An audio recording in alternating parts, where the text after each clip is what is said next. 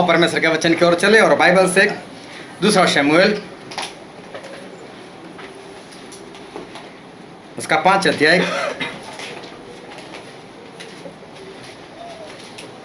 दूसरा शमूएल 5 और हम पढ़ेंगे 6 वचन से लेकर 10 वचन तक। दूसरा शमूएल 5 6 से 10। तब राजा ने अपने जनों को साथ लिए हुए यरूशलेम को जाकर यबूसियों पर चढ़ाई की, जो उस देश के निवासी थे। उन्होंने यह समझकर कि दाऊद यहाँ बैठ न सकेगा, उससे कहा, जब तक तू अंधे और लंगड़ों को दूर न करे तब तक यहाँ बैठने न पाएगा। तो भी दाऊद ने सिय्योन नाम गढ़ को ले लिया, वही दाऊदपुर भी कहलाता है। उस दिन दाऊद ने कहा, जो कोई यबूसियों को मारना चाहे उससे चाहिए कि नाले से होकर चढ़े। इससे दाऊद मन से घिन करता है, उन्हें मारे।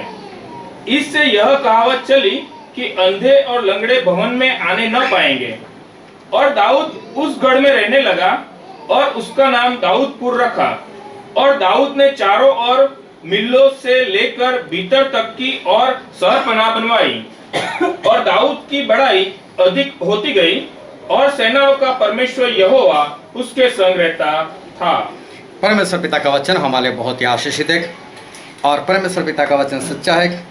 और बाइबल में लिखा है, यदि तू सच्चाई को जानेगा तो सच्चाई तुझे आज़ाद करेगी। आज भी बहुत ध्यान से परमेश्वर के वचन को सुनना, क्योंकि आज परमेश्वर हमारे साथ बातचीत करने वाले हैं और एक अद्भुत परमेश्वर का जो भेद है वो हमारे सामने वो प्रकट करने वाले। तो हमारे परमेश्वर हमेशा उनके वचन से हमसे बातचीत करते। तो कान खोल कर रखना, मुंह को बंद रखना, आँख को स्थिर रखना, कहीं पर इशारे मत करना और सिर्फ परमेश्वर के वचन की ओर अपना ध्यान लगाना, ताकि वचन को आप हृदय तक उतार सको और उसके अनुसार चलकर परमेश्वर के राज के वारिस बन सको। आप सब लोग जानते हैं, पहले जो मैं रहता था फतेहगंज जनता शहरी में, और मेरे पास में एक घर था, एक घर छोड़कर। तो मैं तो जन्म से ही वहीं पर था, तो सारी हिस्ट्री मुझे वहाँ की मालूम थी। तो वो बहुत पुराना घर था, लकड़े का घर था और लकड़े में जैसे वो कुरेद कर सब डिज़ाइन बनाते हैं, ऐसे वो घर था और दिखने में बहुत अच्छा दिखता था। और जिनका वो घर था उनके पास वहीं पर सामने और भी 4 घर थे और साथ में ये जो घर था तो उसमें पति पत्नी रहते थे और मेरे ख्याल से उनके 4 बेटे और एक बेटी। हो सकता है उधर उधर हो गया, काफ़ी टाइम हो गया। ये लोग रहते थे। अभी सभी का आयु 40 से ऊपर हो गई। सिर्फ लड़की जो थी उसकी शादी हो गई 26 साल में, और तब मैं काफ़ी छोटा था। और तब लोग बातें करते थे कितनी बड़ी हो गई और भी उसकी शादी हुई। शादी नहीं हो पा रही थी उसकी, मतलब 26 साल उस ज़माने में कुछ ज़्यादा थे। लड़के तो सारे 40 के ऊपर पहुंच गए और पढ़े लिखे इंजीनियर लड़का, लेकिन किसी की शादी नहीं होती थी। अभी उस घर में सिर्फ उस वक्त मैंने सुना था कि जादू टोना बहुत होता था। फिर आखिर में वो लोग घर बेचकर वहाँ से चले गए और घर बेचकर चले गए दूसरी जगह पर, और एक ही साल के अंदर सभी बच्चों की शादी हो गई। ये मैंने मेरी निगाह से देखा। अभी वो लोग किसी और को बेचकर चले गए। अभी जिसको बेचकर चले गए वो भाई साहब पासपोर्ट वीज़ा का काम करते थे। उन्होंने पूरा घर तोड़ दिया, तोड़कर उसको 2 मंजिला बना दिया। अभी जब 2 मंजिला बना दिया, उस वक्त उसके पास घर बनाने के बाद 1 करोड़ रुपया नकद पड़ा था। इतना पैसे वाला था। घर में जब वो लोग खाना खाते थे तो उनकी जो थाली रहती थी वो चांदी की रहती थी। ये सुनी हुई बात नहीं, मैंने देखी हुई, मेरा उनके साथ अच्छा सा रिश्ता था। लेकिन वो भाई साहब का कोर्ट केस चलने लग गया, पति पत्नी के बीच में कुछ हो गया और एक बार कोर्ट में नडियाद में केस चल रहा था, वहाँ पर वो भाई साहब गए, कोर्ट में ही गिर गए और वहीं पर अटैक आ गया, वो वहीं पर मर गए। अब ये सारी दौलत उनके भाई के हाथ में आई मालूम नहीं किस तरह से कारोबार चला है, क्या हुआ क्या नहीं, वो बर्बाद होते गए सारे पैसे चले गए। चांदी के बर्तन बिक गए, इतने बर्बाद हो गए कि अभी उनको पैसे मांगने की जरूरत पड़ने लगी। जिनके पास 1 करोड़ रुपया पड़ा था नकद, सारे पैसे बर्बाद हो गए। उसके बाद उन्होंने घर बेच दिया और वहाँ से भाग गए और आनंद जाकर वो वहाँ पर रहने लगे। वहाँ पर वो लोग बर्फ़ का जो गोला बनाते ना उसका काम करने लगे। अभी कहाँ पासपोर्ट वीज़ा का काम और कहाँ बर्फ़ का गोला बेचना काम। फिर भी इतनी कमाई की वहाँ पर घर बना लिया उन लोगों ने, ये चला गया। उसके बाद किसी और ने घर लिया, 2 लोगों ने मिलकर लिया। 2 लोगों के आपस में बहुत बनती थी, हम दोनों मिलकर घर लेते। उन दोनों में ऐसा झगड़ा हो गया, उन लोगों ने बेच दिया घर। उन लोगों ने घर में बेच दिया, एक बड़ी पार्टी ने घर लिया, बोले मैं इसको दान में दे दूंगा। उसने पूरा घर तोड़ दिया, पूरा घर तोड़कर नया घर बना लिया दान देने के लिए। अभी घर खत्म होते होते उसकी परिस्थिति ऐसी आ गई, उसको लोन लेनी पड़ी। अभी क्या दान करे वो? जो पैसे वाला उसको दान देना चाहता था घर बनाकर, लेकिन ऐसी परिस्थिति आ गई कि लोन लेकर जैसे वैसे उसने काम खत्म किया। अभी उसने भी घर बेच दिया। उसके बाद एक और परिवार आ गया। वो परिवार में सभी जवान लोग थे और छोटे बच्चे थे। सभी को अस्थमा की बीमारी हो गई, सभी को। अभी उसके बाद किसने घर लिया मालूम नहीं मुझे, लेकिन जहाँ तक की स्टोरी में बताता हूँ, इतना मैंने मेरी अपनी आंखों से सब कुछ देखा। सभी लोग बात करते हैं श्रापित घर है, यहाँ पर कोई श्राप लगा हुआ है। जो भी ये घर लेता है वो लोग बर्बाद हो जाते हैं। अब ऐसे करते करते एक बार एक घर और मुझे मिल गया। तो वो घर ऐसा था कि वहाँ पर कोई मसीही परिवार रहने के लिए चले गए किराए से। अब उस घर में भी बहुत जादू टोना, और रात को जैसे ये शीशे की खिड़की है वैसे उनकी शीशे की खिड़की, लेकिन शीशा इस तरह से था कि बाहर का हम कुछ देख नहीं सकते थे, ऐसा शीशा बनाया हुआ था। अभी रात में क्या होता था, ऐसे बन जाता था खिड़की के पार, ऐसे ऐसे नाखून ऐसे मारता था, आवाज़ आती थी, पता चलता था यहाँ पर कोई ऐसे कर रहा है। लाइट अपने आप चालू बंद हो जाती थी। फिर मुझसे फ़ोन कर स्टैंडली भाई जल्दी आओ, यहाँ पर ऐसा हो रहा है। मैं वहाँ पर जाता था। इतने डर जाते थे वो लोग कि अगर 11 बजे मुझसे बुलाया तो 11 से लेकर सुबह तक मैं वहीं पर, कभी 12 बजे बुलाया, कभी 1:30 बजे, कभी 2 बजे, जब भी ऐसा कुछ होता था मुझसे बुलाते थे। और उसके बाद सुबह तक मैं वहीं पर रहता था। उन्होंने मुझसे एक बात बोली कि क्या हम घर छोड़ दें? मैंने उनको मना किया। मैंने बोला घर मत छोड़ो, जो शैतान काम कर रहा है उसको भगाओ यहाँ से। हमें नहीं भागना है, लेकिन उससे भगाओ। लेकिन सही में क्या हुआ, वो लोग वहाँ पर टिक नहीं पाए और उनके अंदर दुष्ट आत्मा आ गया, काफ़ी परेशानी हो गई। फिर आखिर में वो लोग घर छोड़कर वहाँ से चले गए। तब से लेकर आज तक अगर किसी के घर में ऐसे कोई हालात होते हैं, किसी के घर में ऐसा कुछ होता है, तो मैं उनको एक ही बात बोलता हूँ, या तो विश्वास में दृढ़ हो जाओ या तो घर छोड़कर चले जाओ। और साथ में ये भी बोलता हूँ, मेरा इरादा नहीं घर छोड़कर चले जाओ, लेकिन अगर दृढ़ नहीं हो सकते और विश्वास में मजबूत नहीं हो सकते तो फिर घर छोड़ दो। कई बार ऐसी जगह जो है वो होती है, वो ध्यान समझना। लेकिन अगर घर छोड़कर जाते हैं तो इससे क्या होता है, शैतान को पता चल गया, डर कर भागा, मुझे भगा नहीं सका, इसलिए ये तो खुद यहाँ से छोड़कर भागा।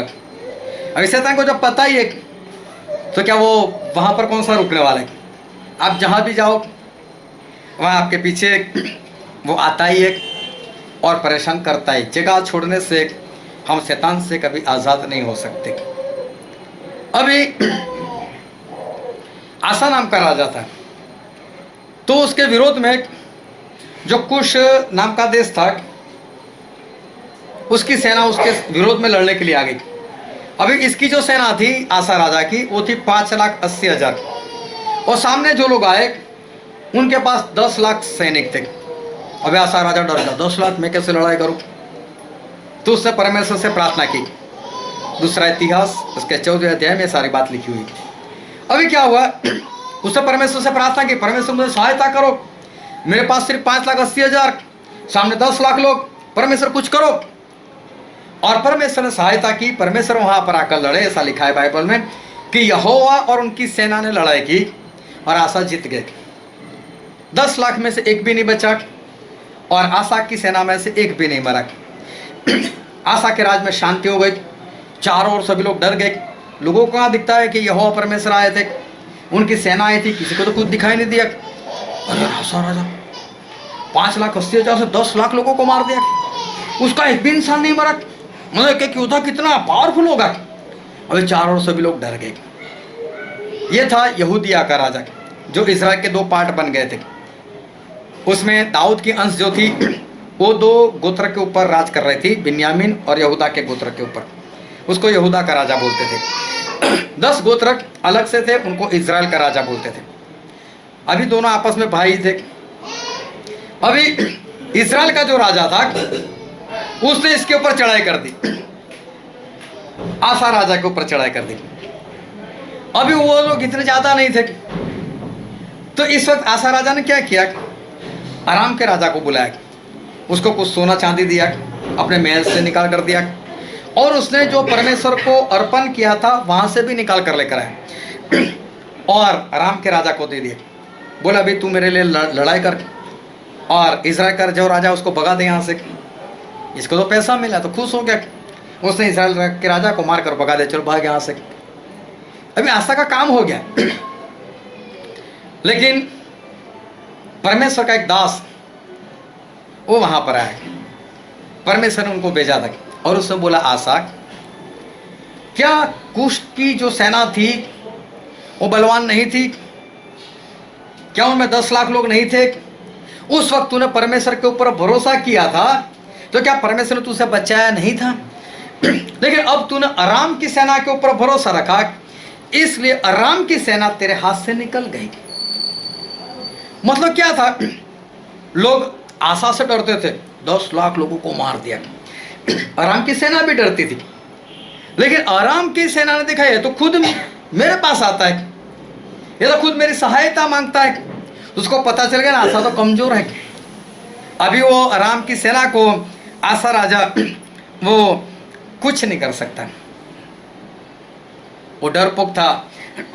ये अराम के राजा को पता चल गया, अब अराम का राजा कभी भी उसको मार सकता है।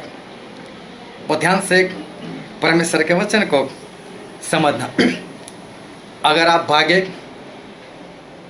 किसी भी जगह से भागे, शैतान को पता चल गया आप कमजोर हो।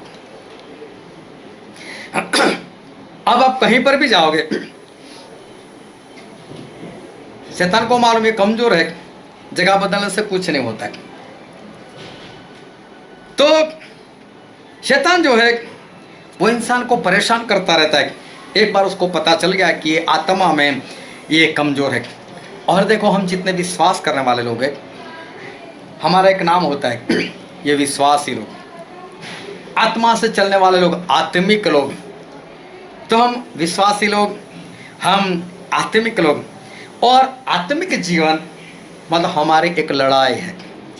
विश्वासी जीवन मतलब हमारी एक लड़ाई है।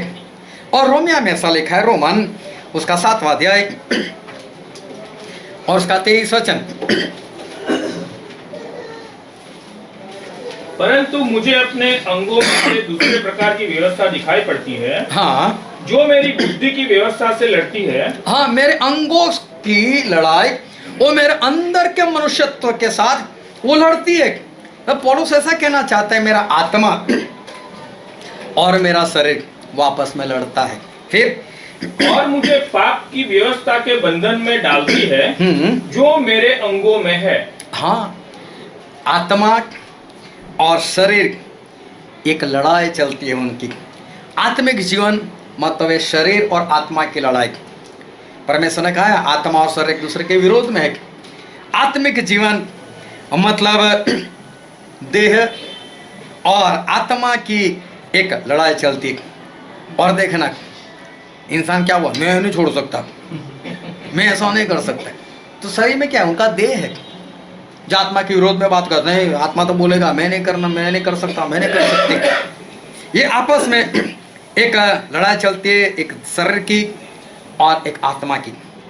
और शरीर मतलब शैतान,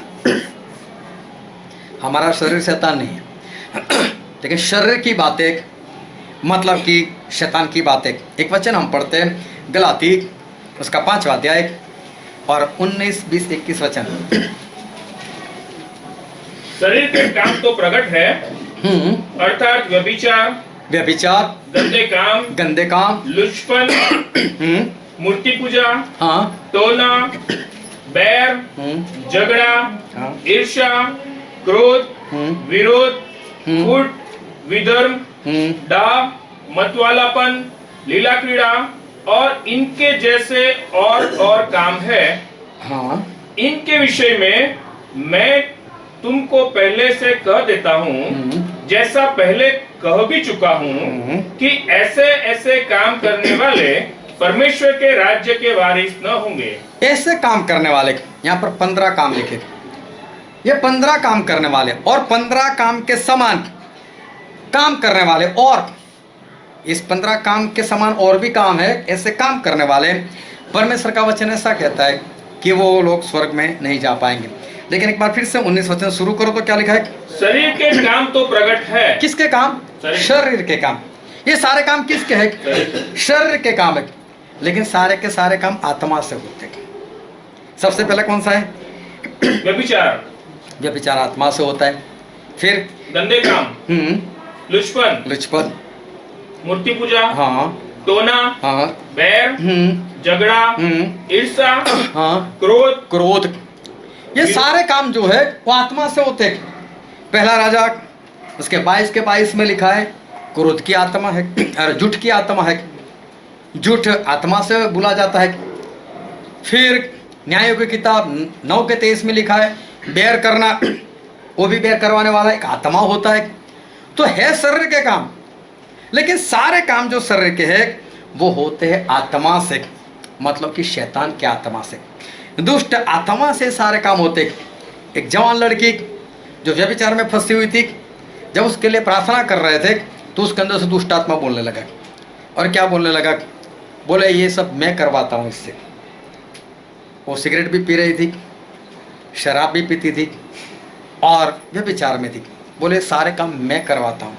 वो शैतान अंदर से बोला, वो निकल गया, लड़की ठीक हो गई। है सारा शरीर के काम, लेकिन ये शरीर के काम करवाने वाला जो है वो तो है दुष्टात्मा। और इसलिए कई बार मैंने ऐसी गवाही जो बड़ी बड़ी मैंने सुनी है। एक बार मेरे एक पास्टर से मिला और पास्टर काफ़ी मोटा था, तो हम दोनों की बात चल पड़ी। उसने मुझसे गवाही बताई। बोले मैं जब मसीह में आया ना, उससे पहले मैं शराब की 2 बोतल साथ में पी जाता था।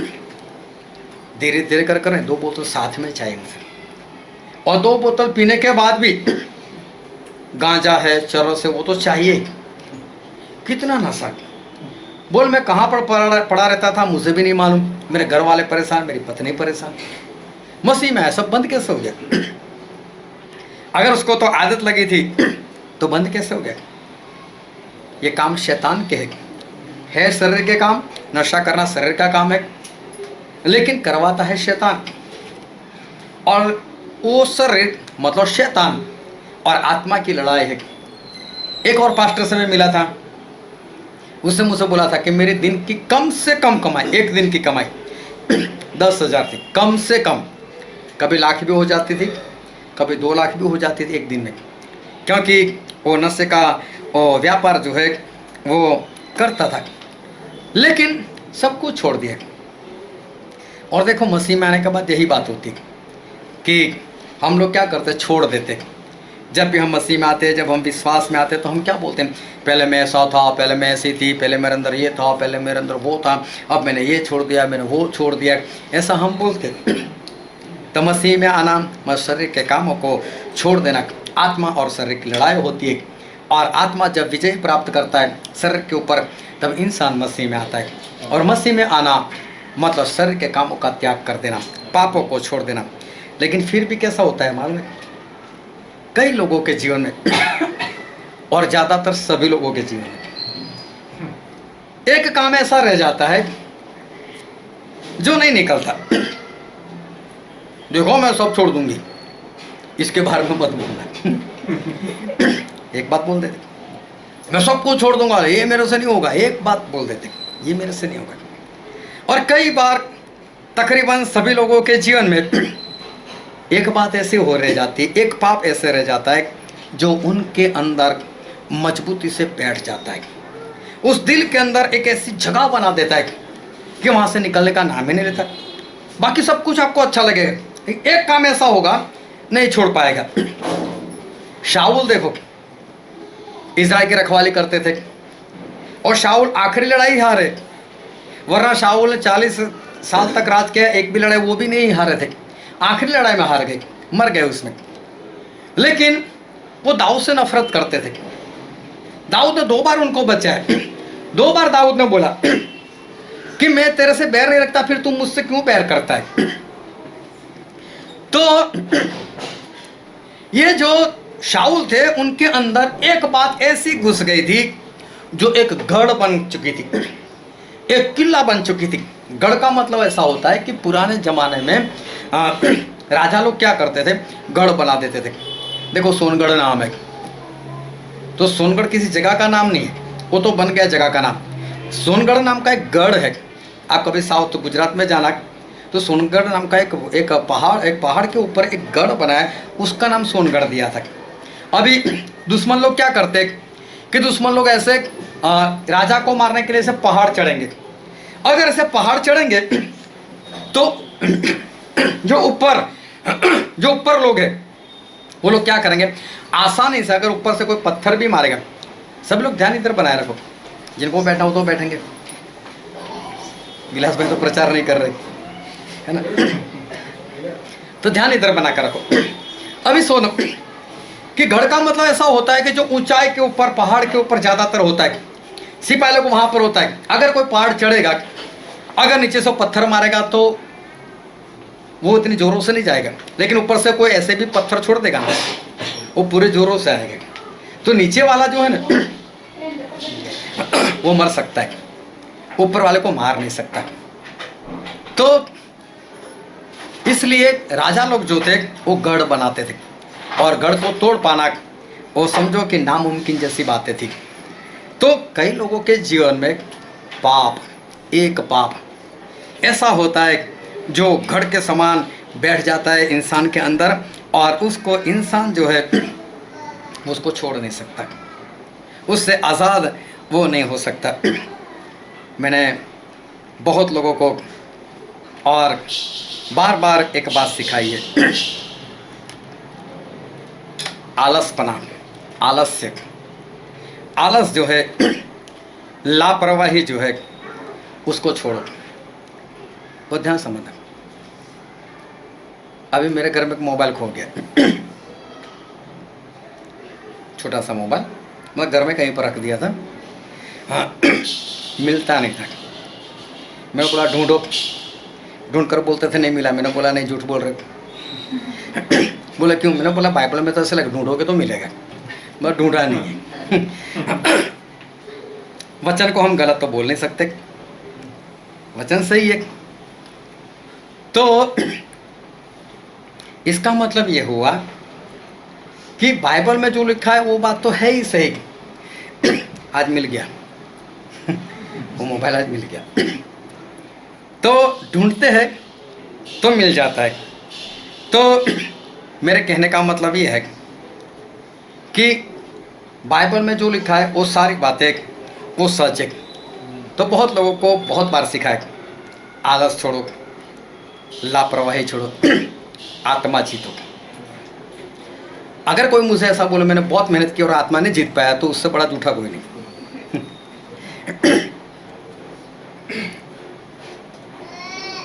आत्मा तो हम जीत ही सकते, उसमें कोई बड़ी बात नहीं। अगर हम मेहनत करेंगे, परमेश्वर ने बोला जाओ सभी देशवासियों को मेरा चेला बनाओ, तो इसका मतलब क्या?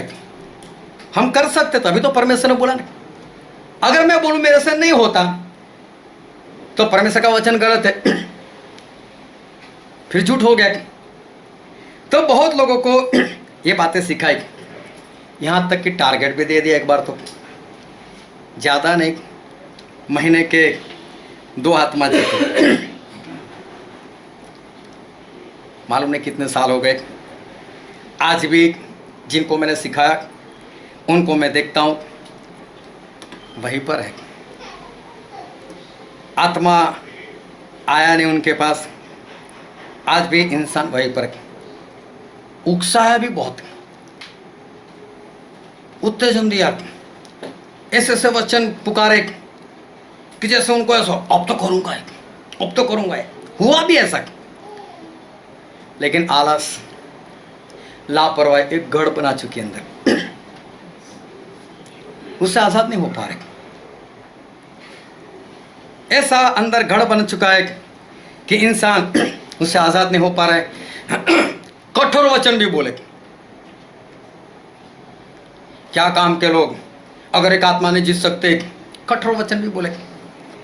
मैंने यहां तक बोल दिया कि तुम्हारे अंदर पवित्र आत्मा नहीं है। ऐसे ही नहीं बोला, ये सच है इसलिए बोला, मैं झूठ में नहीं बोला, क्योंकि पवित्र आत्मा के विरुद्ध में बोलना वो माफ नहीं हो सकता। पवित्र आत्मा हो और मैं बोलूं नहीं है, ये बहुत बड़ा पाप है, वो मैं बोल नहीं सकता। जो था मैंने वही बोला, यहाँ तक मैंने बोल दिया। पवित्र आत्मा होते तो जीत कर आते। कई बार तो मैंने ऐसा बोला कि मुझे अगर ऐसा कोई बोले तो उसके सामने तो थप्पड़ मार दूं, ले आत्मा जीत कर आया, ले क्या हर बार बोलते रहता है। यहाँ तक मैंने बोला, कोई मेरे मुंह पर आकर मारो तो सही, मैं आत्मा जीत कर आया। हालेलुया। लेकिन वो लापरवाही, वो आलसपना, वो आलसीपन, इस तरह से वो गढ़ बन चुका है कि इंसान उसके साथ लड़ नहीं सकता, वो जीत प्राप्त नहीं कर सकता। इंसान उससे हार चुका है, उसने अपनी हार मान ली। कई बार मैं लोगों को समझाया कि आप घर में सबसे बड़े हो और आप घर के हेड हो, आपके ऊपर परिवार की जिम्मेदारी है, आपको उस बात को निभाना है। वक्त गुजरता गया, लेकिन इसमें भी एक लापरवाही, इसमें भी एक आलसीपन ऐसा गढ़ बना चुका है कि इंसान ना तो उसके साथ लड़ सकता है, लड़ेगा नहीं तो जीत नहीं सकता है, और इंसान हार मानकर बैठ गया, मेरे से कुछ नहीं होता, मेरे से कुछ नहीं होता। एक गढ़ बन चुका है। कई लोगों को मैंने समझाया, अब तो जवान हो, और जितने भी जवान हैं उसके ऊपर मुझे बहुत क्रोध आता है। या तो उनको पढ़ना है, या तो उनको जॉब या कारोबार करना है। अगर जवान लड़का है, ना तो जॉब कर रहा है, ना तो कारोबार कर रहा है, ना ही पढ़ रहा है, क्या काम का हो? उसकी जिंदगी किस काम की? एक भाई साहब की मैंने गवाही सुनी। गवाही में ऐसा बताया कि उसकी माँ एक बार प्रार्थना कर रही थी, हे मेरे पिता, मेरे लड़के को मार दो, खत्म कर दो, ना मेरे काम का ना तेरे काम का, मार दो। धरती पर बोझ है, तो चाहे मेरा बेटा है, धरती पर बोझ है। लड़के ने प्रार्थना सुनी, मेरी माँ ऐसी प्रार्थना करती, गुस्सा कर चला गया। मालूम नहीं रास्ते में क्या वापस आया, उसकी मम्मी प्रार्थना से उठ चुकी थी। मम्मी मेरे लिए कैसे प्रार्थना करती है, मैं मर जाऊं? बोले हाँ, एक मेरे पेट से तू पैदा हो, ना मेरे काम का है। जिस परमेश्वर ने तुझे आत्मा दिया, ना तू उसके काम का, तो फिर जिंदा क्यों है तू? वो ध्यान समझना, आपके माता पिता बहुत अहम चीज है। अभी संजय भाई ने क्या गवाही दी, नोएल अगर उसको कुछ हो जाता है तो उसकी माँ को क्या होता है? बोले मैं भी ढीला हो जाता हूँ, लेकिन मैंने मुँह से नहीं लगने दिया। ये माता पिता है। आप जब पैदा हो तो आपको मालूम था कि आपके माता पिता ने किस तरह से पैसे लेकर आपकी परवरिश की, किस तरह से आपको पढ़ाया, और बड़े होकर वही बच्चा ऐसा माता को कुछ पता नहीं चलता है, वो विश्वास में नहीं, वैसे वैसे क्या बात करते हो?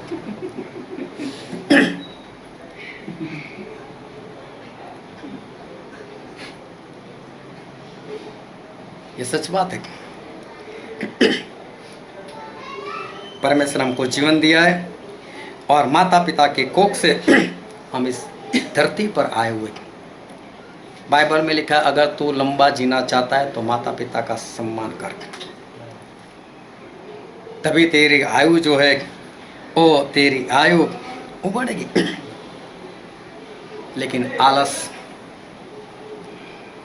लापरवाही इस बात में ऐसी घड़ बना चुकी है अंदर, समझ नहीं पा रहा इंसान को। 1 साल 2 साल 5 साल 10 साल समझ में नहीं आता। अंदर ये बात जो है वो घड़ बन चुकी है, इंसान उससे लड़ नहीं पाता, हार मानकर वो बैठ चुका है। कई बार मैंने लोगों को सिखाया लालच छोड़ दो। लालच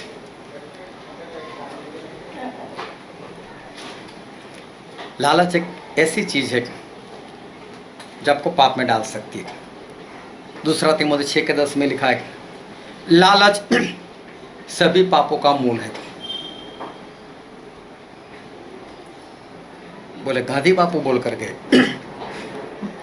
पत्नी को प्रेम करो, पत्नी का सम्मान करो, पत्नी की इज्जत करो। लेकिन वो किसकी पत्नी, वो नहीं बोला।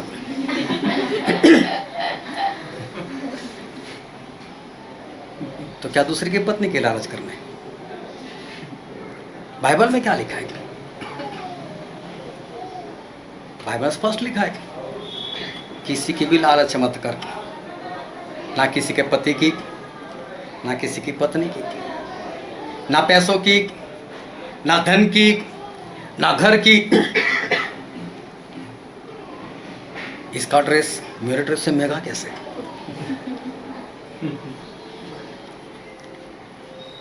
उसका फटा हुआ तेरा फटा हुआ नहीं है। फटा हुआ महंगा मिलता है। आजकल तो फैशन वही है।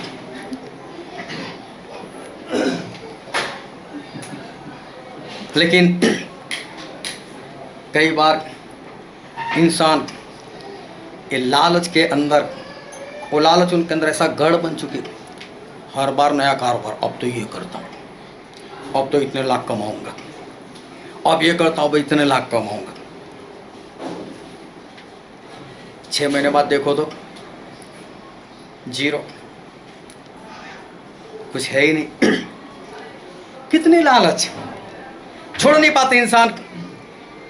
उसके दिल के अंदर ये लालच का पाप वो गढ़ बन चुका है, इंसान उससे लड़ नहीं सकता, हार मानकर बैठ गया। सब लोग बहुत ध्यान समझना। कई लोगों को मैंने समझाया, मैं जब लोगों को देखता हूँ, क्योंकि मेरी आदत है, जब भी मैं वचन पुकारता हूँ चारों ओर देखता रहता हूँ, तो सब कैसे देखते हैं, हाँ ये उसके लिए, उधर ऐसे करता है, कोई इधर ऐसे करता है।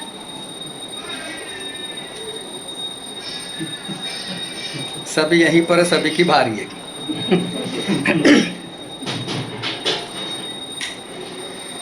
कई पति पत्नी को मैंने समझाया, पति है वो तेरा सर है,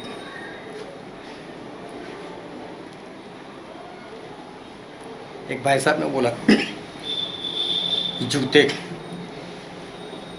तो बोले 12,000 के जूते, मेरा सर में पहनेगा क्या? कितने भी 1000 के जूते कहाँ पहनोगे आप? पैर में पहनोगे? उतने ही खरीदो ना।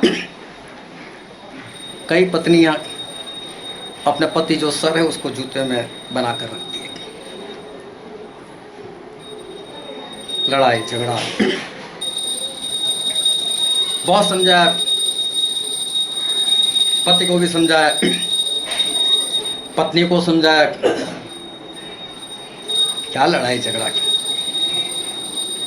पत्नी कमजोर है, प्रेम करो, सम्मान करो। पति सर है, उसको सर बना कर रखो। लेकिन ये पाप एक ऐसा गढ़ बन चुका है अंदर, इंसान नहीं लड़ पाता इससे, हार मान चुका है। एक बार एक पति पत्नी ऐसे अपार्टमेंट में रहने के लिए आए थे। अभी अपार्टमेंट में देखना, ऊपर कुछ होता है तो नीचे पता चलता है। अगर ऊपर मसाला कूट रहे तो नीचे आवाज आएगी। अभी रात होती थी तो ये लोग क्या करते थे, इनका जो बेड था उसको सुबह से खड़ा करते थे, छोटा कमरा होगा तो, फिर रात को ऐसे बिछा कर सो जाते थे। तो रात को जब ऐसे करते थे ना, उनसे गलती हो जाती थी, आवाज़ आती थी नीचे, और फिर उसको खिस्साते तो नीचे आवाज़ आती थी। अभी नीचे वाले को आदत हो गई। एक बार पति ने बोला, यार हमसे आवाज़ होती है। तो एक बार बोले, यार ऐसा नहीं करना है, क्योंकि नीचे वाले ने बोल दिया, यार आप रात को करते हो क्या, ऐसी आवाज़ आती है। दूसरा पति को बोल, देखो आज पूर्ण रीति से पता ना चले से बहुत धीरे से उसने बेड को नीचे रखा और उठाकर उसको खिसाया, नीचे आवाज़ ही नहीं आई। अब नीचे वालों को नींद ही नहीं आ रही, कब आवाज़ आए और मैं सो जाऊँ, कब आवाज़ आए। वो आखिर में ऊपर आके बोले, यार आवाज़ तो करो यार। कई पति पत्नी को एक गढ़ बन चुका है, लड़ाई झगड़ाने तो नींद भी नहीं आएगी, कुछ तो बोलना चाहिए। ऐसा लड़ाई झगड़ा ये गढ़ बन चुका है, लड़ नहीं सकते, हार मान चुके। कई परिवार मैंने तो सिखाया कि पुरुष के कपड़े स्त्री नहीं पहन सकती, स्त्री के कपड़े पुरुष नहीं पहन सकती, बाइबल में मना किया।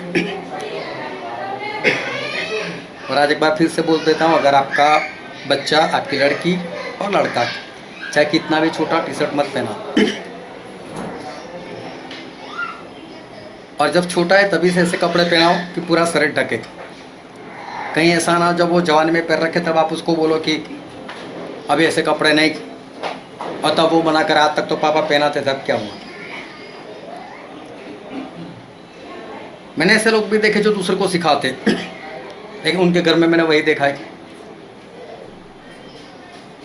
पुरुष के कपड़े स्त्री पहनती है, स्त्री के कपड़े पुरुष पहनता है। ये कपड़े, ये अनाज्ञाकारी, ये लापरवाही उनके जीवन के अंदर एक गढ़ बन चुकी है। अभी से नहीं लड़ सकते, अभी उन्होंने एक हिस्सा बना लिया अपने जीवन में, बस ऐसे ही जीवन जीना है, ऐसा ही होता है।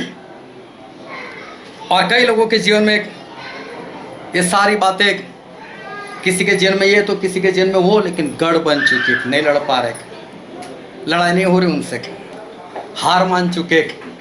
ऐसे जीवन जीते, चाहे कितना भी प्रचार करो, कितना भी जोरों से बोलो, शांति से समझाओ, अकेले में समझाओ, सबके बीच में डांटो, कुछ भी करो, कुछ नहीं होता, गढ़ बन चुका है अंदर।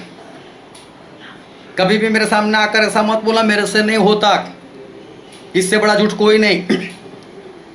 सब हो सकता है, अगर बाइबल में लिखा है सरीति से करो तो सब कुछ हो सकता है, नहीं हो सकता ऐसा कुछ है ही नहीं। और यही लोग जो ये सारी गलती कर रहे हैं, ऐसे लोगों की मैं बात कर रहा हूं, दूसरे ने कहीं इतना कर दिया, वो अंकल देखे यार उसके बाल काले, तेरा तो पूरा दिल काला है, उसकी बात करना, उसने सर के बाल कुछ काले किए, क्या तुझे नहीं सिखाएगा, तू क्या कर रहा है। दूसरों की गलती तुरंत दिखा दे और अंदर से क्रोध आ रहा है, मसीह में आने के बाद, इतने साल होने के बाद तू क्या कर रहा है, तेरी देखना। ये आदत है इन्हीं लोगों की, दूसरों की गलती बहुत आसानी से दिखाई देती है, लेकिन खुद की गलती नहीं दिखाई देती। मैं नहीं बोलता कुछ, लेकिन बाइबल में तो ऐसा लिखा है, तुम उनको पेड़ को फल से पहचानोगे। तो मैं तो पहचान ही लेता हूँ। अब मैं क्या हर बार बोलने के जाऊँ तू ऐसा है तू ऐसा है? मेरी तो यही जगह है, जो भी बड़ा से निकाल दो।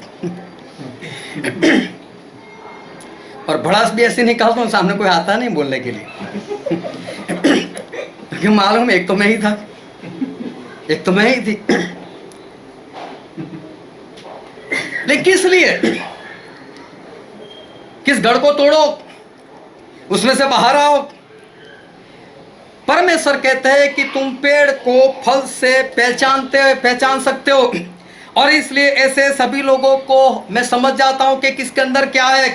ये सारी बातें जब मुझे दिखाई देती है तो मुझे पता चल जाता है कि इसके अंदर पवित्र आत्मा है ही नहीं रहे।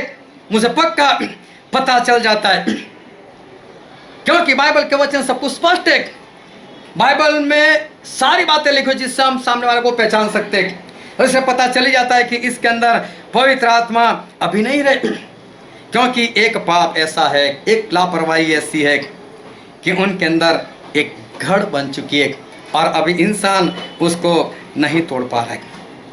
क्या इस गढ़ को तोड़ पाना असंभव है? क्या इंसान इस पाप से आज़ाद नहीं हो सकता? आज का वचन जो बहुत अद्भुत वचन परमेश्वर ने दिया हुआ है, पिछले बुधवार को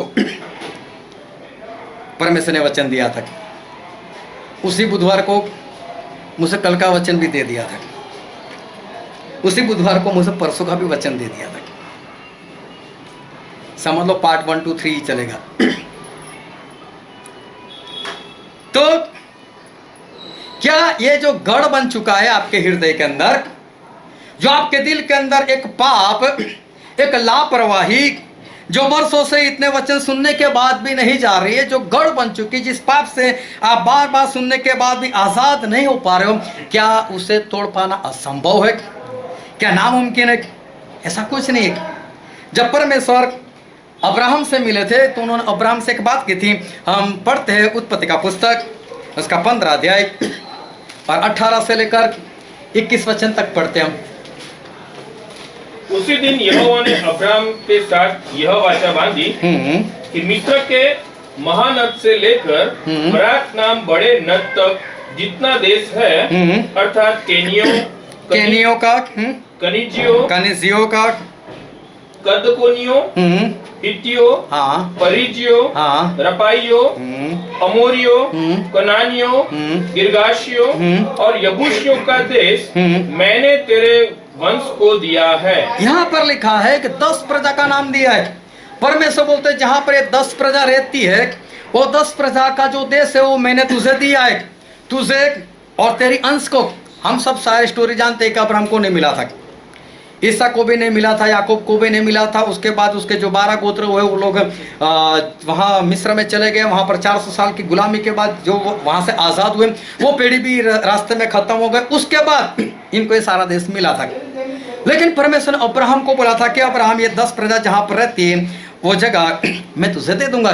फिर उसका 16 वचन पढ़ो तो, उत्पत्ति 15 का 16। पर वे चौथी पीढ़ी में यहाँ फिर आएंगे, हाँ, और क्योंकि अब तक अमोरियों का अधर्म पूरा नहीं हुआ।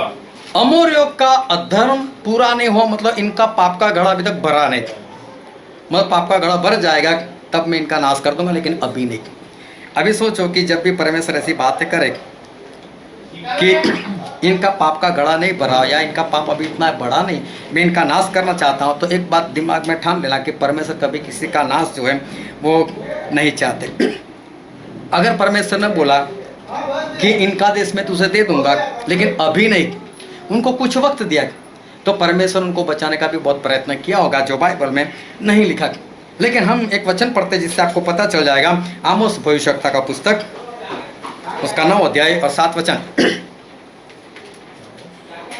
आमोस 9 का 7। हे इस्राएलियों, हाँ, यहोवा की यह वाणी है, परमेश्वर की ये वाणी है, क्या तुम मेरे लेखे खुशियों के समान नहीं हो? क्या मैं इज़राइल को मिस्र देश से, देखो, क्या मैं इज़राइल को मिस्र देश से, मतलब उनकी गुलामी से आजाद किया, और फलिस्तियों को कप्तोर से नहीं निकाल आया, कप्तोर से नहीं निकाल ले आया, और अरामियों को हाँ। कीर से नहीं निकाला, कीर से नहीं निकाला। सिर्फ परमेश्वर ने इजराइल को नहीं छुड़ाया, वो तो सिर्फ बातें बाइबल में इजराइल के लिखी हुई। फलस्तीनी लोग भी, वो लोग भी गुलाम बने हुए थे कहीं पर, परमेश्वर उनको भी छुड़ाया। अरामी लोग भी कहीं पर गुलाम बने थे, परमेश्वर उनको भी छुड़ाया। मालूम नहीं वहां पर किन किन को बेचकर परमेश्वर ने काम किया, लेकिन इजराइल को रखकर ये सारी बातें जो लिखी गई है। लेकिन परमेश्वर सभी से प्रेम करते, परमेश्वर फलिस्तियों को भी प्रेम करते, उनको छुड़ाया है, और अरामी लोगों को भी छुड़ाया। मतलब परमेश्वर सभी को छुड़ाने के लिए सहायता करते हैं, बचाने के लिए परमेश्वर कुछ न कुछ वो परमेश्वर करते। क्या निनवे के लोगों को नहीं बचाया?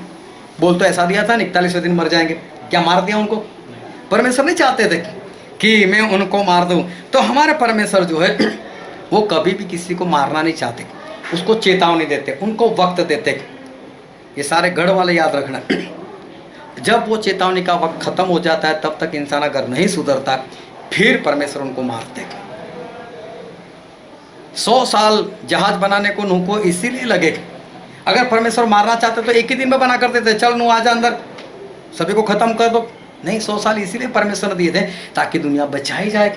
लेकिन किसी ने नूह की बात जो है वो नहीं सुनी। तो परमेश्वर हम सभी को बचाना ही चाहते। तो परमेश्वर चाहते 10 प्रजा जो है वो बचाई जाए। तो परमेश्वर उनके लिए प्रयत्न तो किए होंगे, लेकिन ये लोग नहीं सुधरे। उसके बाद बाइबल में लिखा है, हम पढ़ते लेवी का पुस्तक, उसका 20 अध्याय, लेवी 20 और 23। और जिस जाति के लोगों को मैं तुम्हारे आगे से निकालता हूँ, उनकी रीति रस्मों पर न चलना। हाँ। क्योंकि उन लोगों ने जो ये सब कुकर्म किए हैं, इसी कारण मुझे उनसे घृणा हो गई है। हाँ, यहाँ पर परमेश्वर ने काफी कुछ बताया था, काफी बहुत पापों के बारे में बताया था। अगले उसके 3-4 अध्याय पढ़ोगे तो आपको पता चलेगा। तो बोले उसमें ये सारे कुकर्म है, और ये कुकर्म के कारण वो अभी तक नहीं सुधरे, इसलिए मैं इनका नाश करना चाहता हूँ। फिर व्यवस्था विवरण में पढ़ते हैं हम, व्यवस्था विवरण उसका 20 अध्याय और 16, 17, 18 वचन। परंतु जो नगर इन लोगों के हैं, जिनका अधिकारी तेरा परमेश्वर यहोवा तुझको ठहराने पर है, उनमें से किसी प्राणी को जीवित न रख छोड़ना। परमेश्वर बोलते जहाँ पर मैं तुझसे भेज रहा हूँ उस 10 प्रजा के बीच में कोई भी पशु को जीवित मत रखना। फिर परंतु उनको अवश्य सत्यानाश करना, उनका सत्यानाश कर देना, मतलब संपूर्ण से खत्म कर देना। अर्थात हित्तियों, अमोरियों, कनानियों, परिज्जियों, हिव्वियों और यबूसियों, जैसे कि तेरे परमेश्वर यहोवा ने तुझे आज्ञा दी है। ऐसा न हो कि जितने घिनौने काम वे अपने देवताओं की सेवा में करते आए हैं, वैसा ही करना तुम्हें भी सिखाए, और तुम अपने परमेश्वर यहोवा के विरुद्ध पाप करने लगो। हाँ, वो लोग तुम्हें कुछ सिखा ना दे, इसलिए परमेश्वर क्या वो सभी का संपूर्ण सत्यानाश का मतलब पूर्ण रीति से 100% नाश। उनका पशु भी नहीं चाहिए हमको, सोना चांदी भी नहीं, जो भी सब कुछ जलाकर भस्म कर दो, उनको पूर्ण रीति से खत्म कर दो। परमेश्वर की आज्ञा थी। परमेश्वर ने आज तक उनको बचाने का प्रयत्न किया, लेकिन अभी परमेश्वर मूसा को बोल दिया, मूसा सभी को बोल दे कि वो 10 प्रजा में से एक भी नहीं बचना चाहिए, कोई भी नहीं बचना चाहिए, सभी को संपूर्ण से खत्म कर दो। अभी यहोशू के हाथ में सारी जिम्मेदारी आई, और यहोशू के पुस्तक में लिखा, यहोशू उसका 15 अध्याय और उसका आखिरी वचन 63,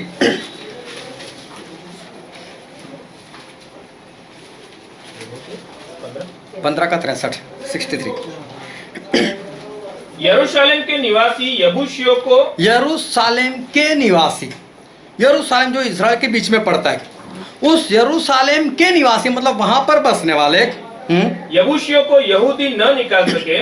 यहूदा के गोत्र के लोग इसको नहीं निकाल पाए, यबूसी को। फिर इसलिए आज के दिन तक यबूसी यहूदियों के संग यरूशलेम में रहते हैं। अबे देखो, इज़राइल 4 और कब्जा कर लिया, पूरे इज़राइल में कब्जा कर ले, उसमें बीच में यरूशलेम है, और उस यरूशलेम के अंदर यबूसी लोग रहते हैं। परमेश्वर ने क्या बोला था, उसको भी खत्म कर देना, लेकिन यहूदा का गोत्र उनको खत्म नहीं कर पाया।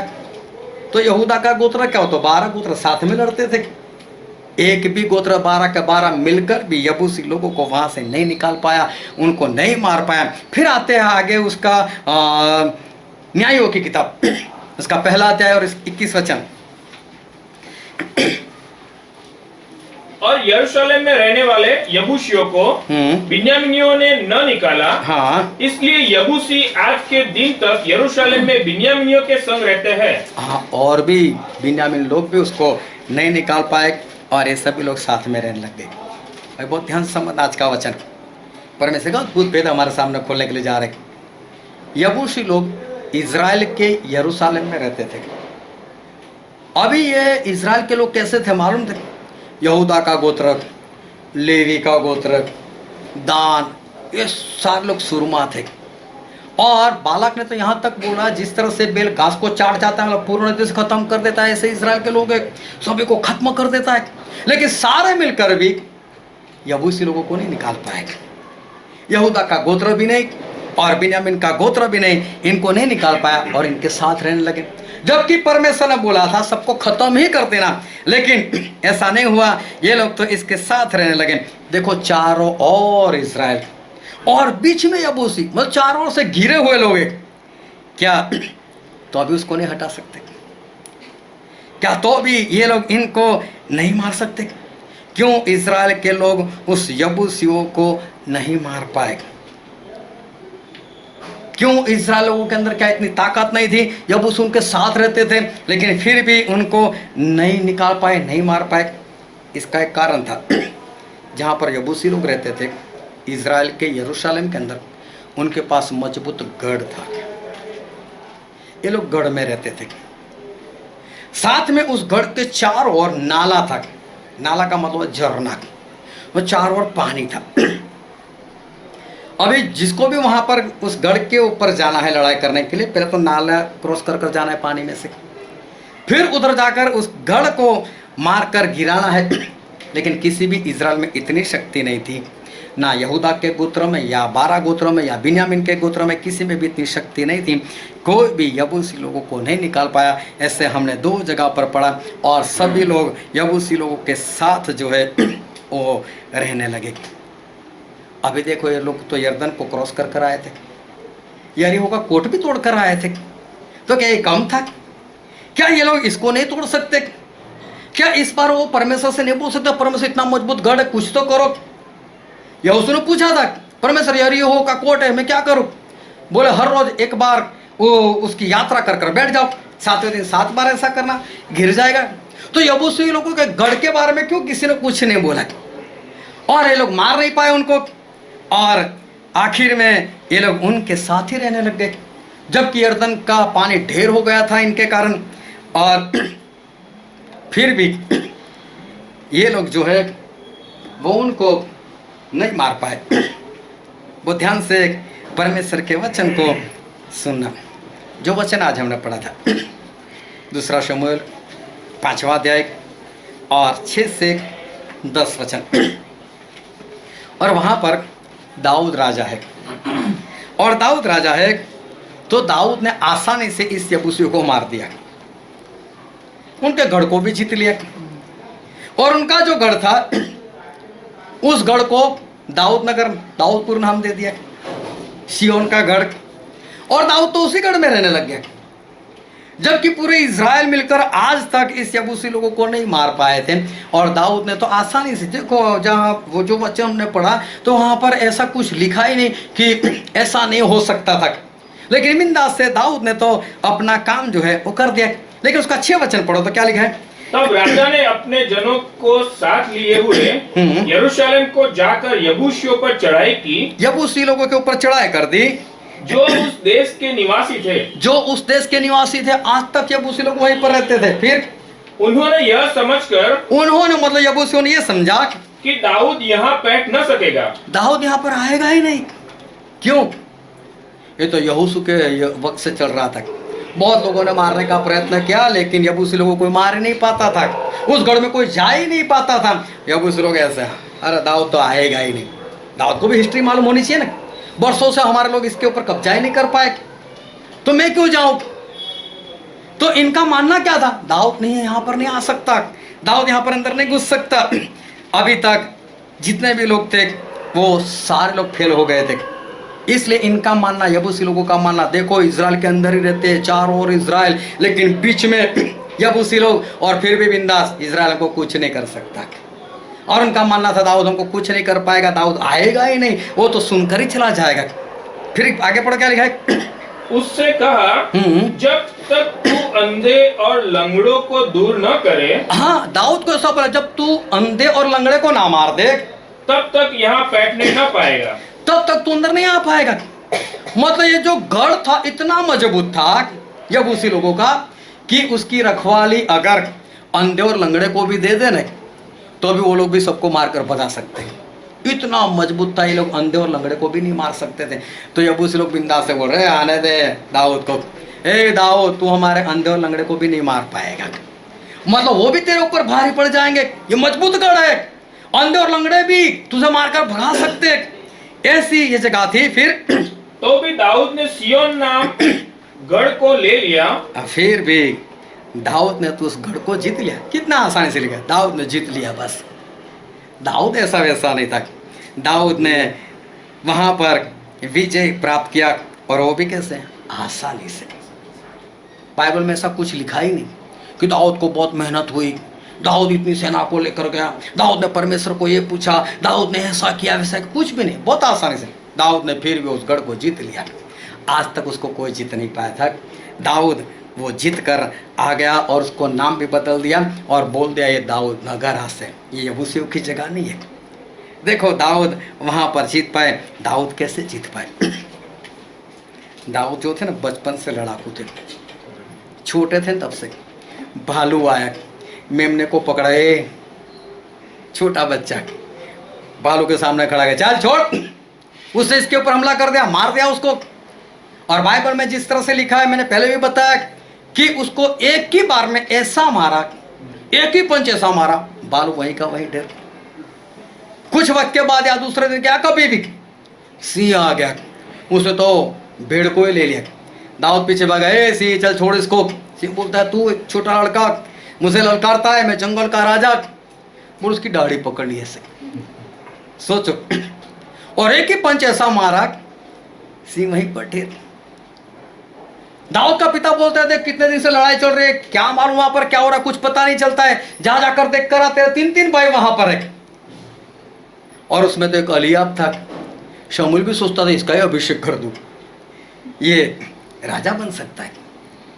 और छोटे से दाऊद वहां पर घूमने के लिए गए लकड़ी लेकर ऐसे, और देखा गोलियत को, ए मारो यार गोलियत को। अरे बोले सब डर रहे, तो बोले मैं जाता हूं, और बिंदास से गए। शाऊल बोलता है ये बख्तर पहन ले, मेरी तलवार ले। बोले इससे मैं नहीं चल पाऊंगा। लकड़ी लेकर गोफन लेकर चले गए। बोले इसको मारना कौन सी बड़ी बात है मेरे परमेश्वर। बचपन से लड़ाई करना उनकी आदत थी।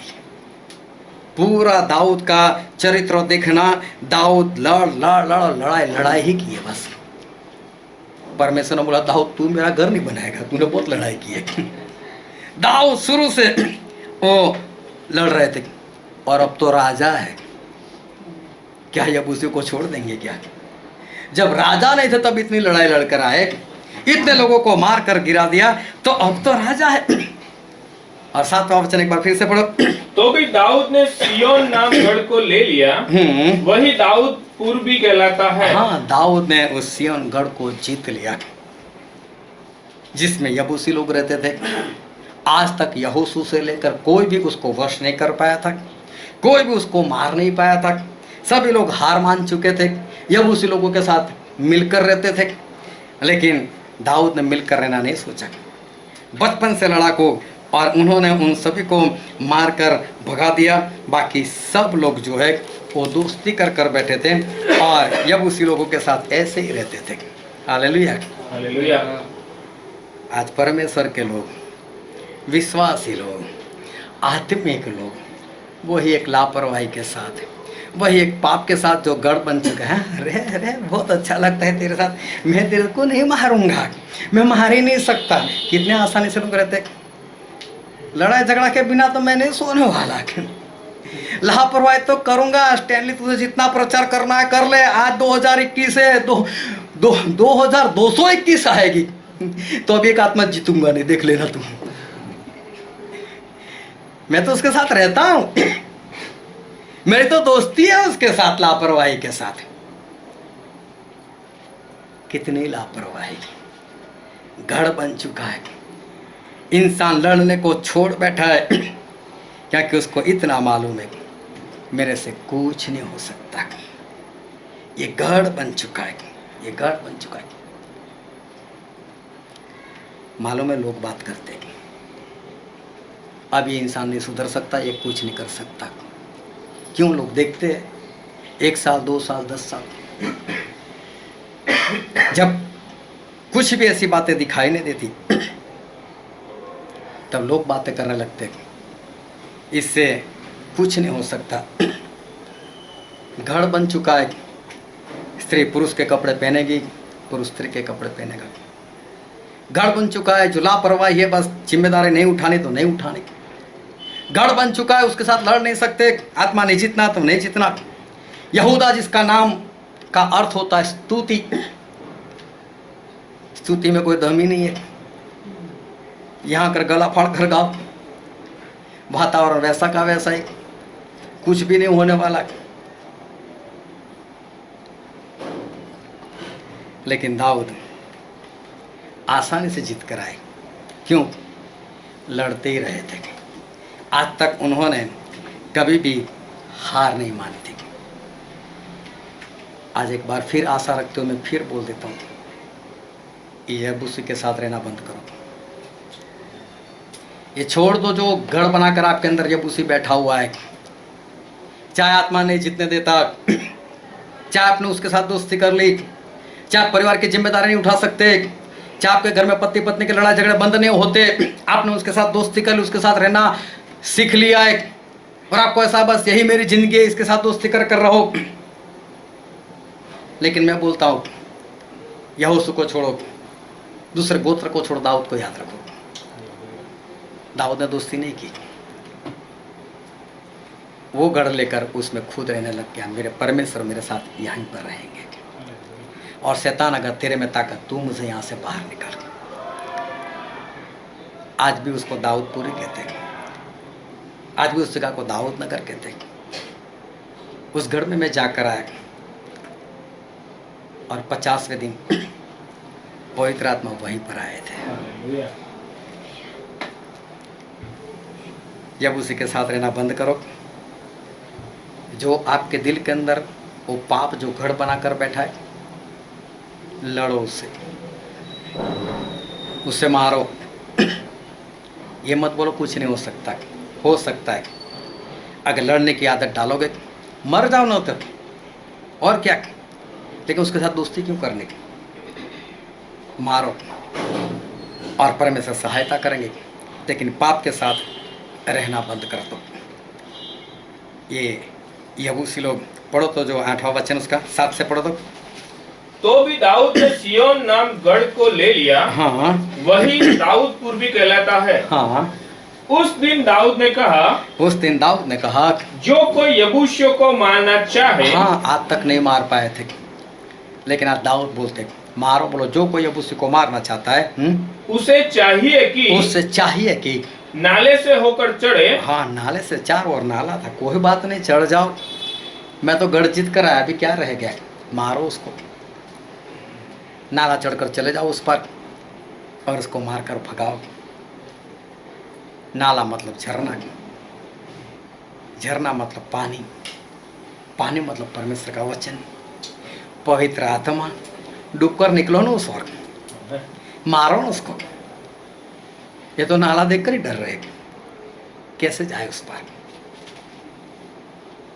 आखिरी दिन और आखिरी वक्त, अगर ऐसा ही जीवन रहा, मैं आपको लिख कर दे सकता हूँ, एक भी स्वर्ग में नहीं जाएगा।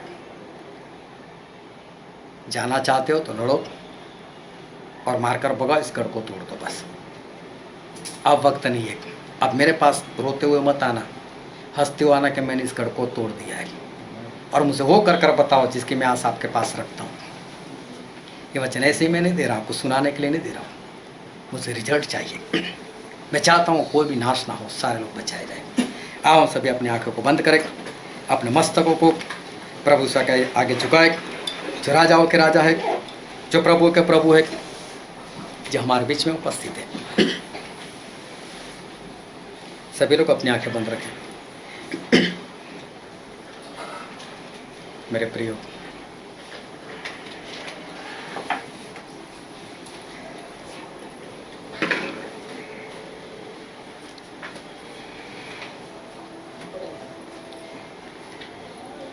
आपके अंदर कौन सा पाप वो गढ़ बनकर बैठा है, वो आपको मालूम है। और फिर भी अगर ना पता चलता है तो मेरे घर के दरवाजे खुले आकर मुझसे पूछ लेना, मैं बता दूंगा।